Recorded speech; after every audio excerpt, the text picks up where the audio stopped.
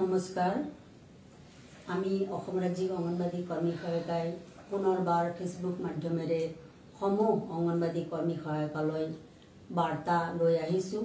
আমি সংগ্ৰামী অভিনন্দন জনাইছো। আমি দীৰ্ঘদিনীয়া দাবীৰ ফলত আজি সন্মানীয় মহিলা ও শিশু কল্যাণ মন্ত্ৰী অজন্তা নেওগ বাইদেউৰ লগত আমি আজি 11 জনীয়া বিষয়ববীয়া গ্ৰুপে আলোচনাত মিলিত হৈছো। আলোচনা আছিল আমাৰ বিভিন্ন সমস্যাৰ ওপৰত, বিশেষকৈ যি কেন্দ্ৰবিলাক একত্ৰীকৰণৰ ফলত হোৱা সমস্যা হৈ আছে, আমাৰ বান্ধৱীসকলে ভুক্তভোগী হৈ আছে, সেই সমস্যা কথা আমি যোৱা 3 তাৰিখে আমাৰ সঞ্চালক মহোদয়ক জনাব গৈছিলোঁ। সঞ্চালক মহোদয়ে ক'লে যে মন্ত্ৰী মহোদয়ক আপোনালোকে লগ ধৰক, জনাওক। সেই সূত্ৰে আমি যোৱা 9 জুনত আমি এখন আবেদন পত্ৰ দিয়া হৈছিল। সেই আবেদন পত্ৰ সেইদিনা আমি লগ পোৱা নাই। সন্মানীয় মন্ত্ৰী মহোদয়ক আমি তেখেতৰ লগত সাক্ষাৎ কৰাৰ কাৰণে এখন আবেদনো আমি দি আহিছিলোঁ। তাৰ ভিত্তিত আজি তেখেতসকলে আমাক মাতিছে আলোচনাত আমি 11 জনীয়ে মিলিত হৈছোঁ। একত্ৰীকৰণৰ বিষয়ে প্ৰথম আমি আলোচনাত আনিছোঁ। এই একত্ৰীকৰণৰ ফলত যি সমস্যা হৈছে, আমি সমগ্ৰ অসমৰ 33খন জিলাৰে আমি তেখেতসকলক অৱগত কৰিছোঁ আৰু এই সমস্যা অতি সোনকালে সমাধান কৰাৰ কাৰণে আমি তেখেতসকলক জনাইছোঁ। আৰু তেখেতসকলে কৈছে যে নিৰ্দিষ্টকৈ কোন জিলাত কোন প্ৰকল্পৰ কোন কেন্দ্ৰত আপোনালোকৰ এই সমস্যা হৈছে, আপোনালোকৰ ফালৰ পৰা এটা তথ্য দিয়াৰ কথা কৈছে।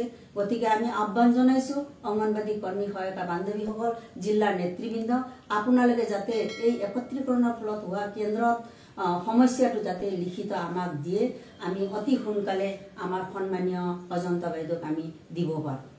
লগতে সহায়িকাৰ আপগ্ৰেডৰ ক্ষেত্ৰত বয়সৰ সীমা উঠাই দিম বুলি তেখেতসকলে 2017 চনৰ পৰা গাই আছে, কিন্তু সেই নিৰ্দেশনাটো নিদিয়াৰ ফলত একাংশ বান্ধৱী আজি বঞ্চিত হ'ব লগা হৈছে। সেই নিৰ্দেশনাও আমি অতি সোনকালে দিয়াৰ ব্যৱস্থা কৰক বুলি আমি কৈছোঁ। লগতে আমাৰ 50% মুখ্য সেৱিকা পদত নিযুক্তিৰ ক্ষেত্ৰত অতি সোনকালে পৰীক্ষা পাতি এই বান্ধৱীসকলক 50% পূৰ কৰাৰ বাবে আমি আহ্বান জনাইছোঁ। আৰু তেখেতসকলে কৈছিল যে এই ক্ষেত্ৰত BA পাছ বান্ধৱীসকলকে পৰীক্ষাত বহাব আৰু তাৰ ক্ষেত্ৰত আমি আবেদন জনাইছোঁ যে BA পাছ নহয়, আমি মেট্ৰিক পাছ পৰাই আমি এই ব্যৱস্থাটো কৰিব লাগে বুলি আমি আবেদন জনাইছোঁ। তেখেতসকলে এই ক্ষেত্ৰত কৈছে যে এইটো কেন্দ্ৰীয় চৰকাৰৰ দাবী, কেন্দ্ৰীয় চৰকাৰৰ চাৰ্কুলাৰ, গতিকে আমাৰ কৰিব লগা একো নাই বুলি জনাইছে তেখেতসকলে। কিন্তু আমি বিশেষভাৱে অনুৰোধ কৰিছোঁ মন্ত্ৰী মহোদয়ক এই ক্ষেত্ৰত যাতে অসমৰ পৰা আমি যি ধৰণে বিচাৰিছোঁ এটা ৰিপৰ্ট যাতে কেন্দ্ৰীয় চৰকাৰক দিব বুলি আমি অনুৰোধ কৰিছোঁ। লগতে মিনি কৰ্মীৰ যি পূৰ্ণাংগ কেন্দ্ৰৰ কৰ্মীৰ যি নিৰ্দেশনা ওলাইছে, আমাৰ বহু বান্ধৱীসকলে ইতিমধ্যে কৰ্মীৰ কাম কৰি আছে, কিন্তু তেখেতসকলক আজিলৈকে মাননি পোৱা নাই। মাননি বৃদ্ধিৰ অৰ্ডাৰটো অতি সোনকালে দিয়ক আৰু তেওঁলোকক কৰ্মীৰ সমানেই মাননি দিয়াৰ ব্যৱস্থা কৰক বুলি আমি জনাইছোঁ।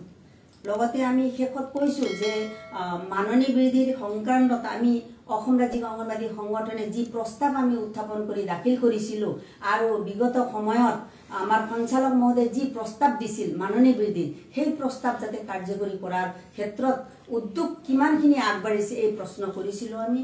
তেখেতে জনাইছে যে আপোনালোকৰ এই কথাটো অহা 2 অক্টোবৰত মুখ্যমন্ত্ৰীয়ে ঘোষণা কৰিব নিৰ্দিষ্টকৈ, তেখেতে আমাক স্পষ্টকৈ কৈছে অতি উৎসাহেৰে, আৰু কৈছে আশা বান্ধৱীসকলৰ, মিড ডে মিল বান্ধৱীসকলৰ যিখিনি ঘোষণা কৰিছে তাতকৈ কিছু বৃদ্ধি কৰি মুখ্যমন্ত্ৰীয়ে ঘোষণা কৰিব বুলি আমাক তেখেতসকলে জনাইছে। তাৰোপৰি আমি কৈছোঁ যে এই ক্ষেত্ৰত বিশেষকৈ গৰমৰ বন্ধটো আমি বিচাৰিছোঁ।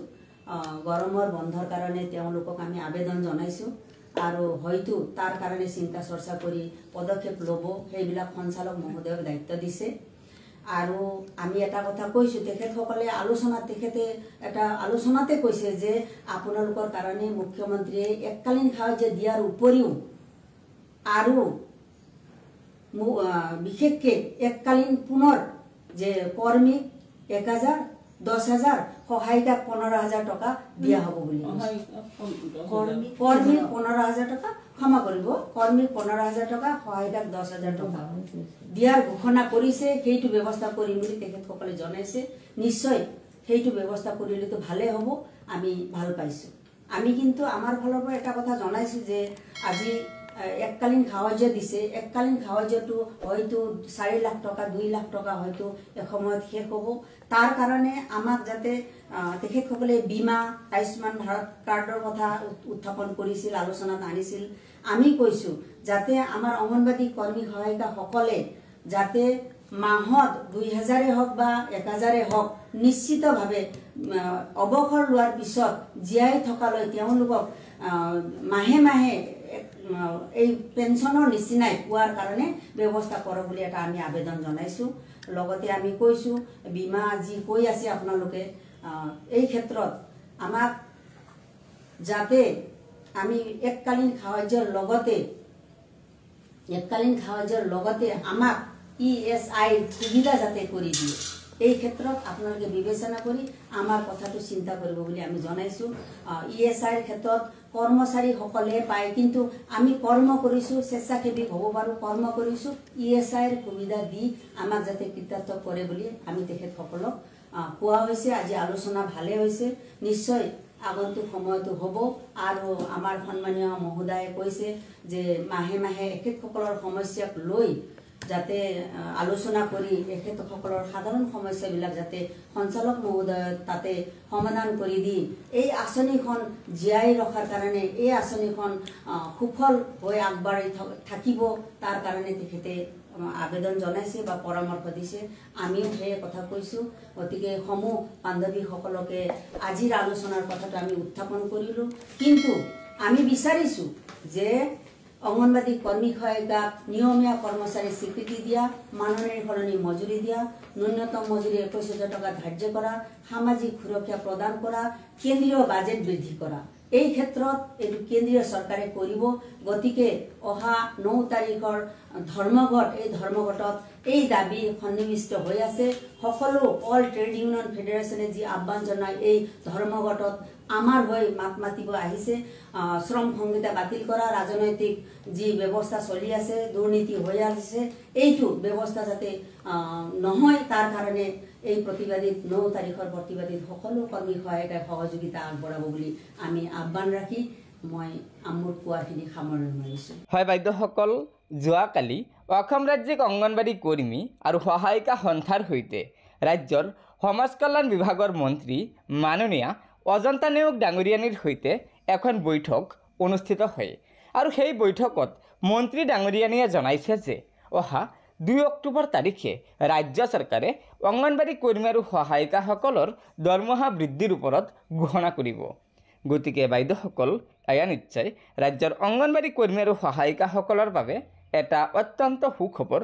সেয়েহে লগৰ বান্ধৱীসকলক ভিডিঅ'টো শ্বেয়াৰ কৰি আজিৰ এই সুখবৰকেইটা জনাই দিব। আৰু নতুনকৈ অহা বাইদেউসকলে অনুগ্ৰহ কৰি আমাৰ এই চেনেলটো ছাবস্ক্ৰাইব কৰি ল'ব। ধন্যবাদ। জয় আই অসম।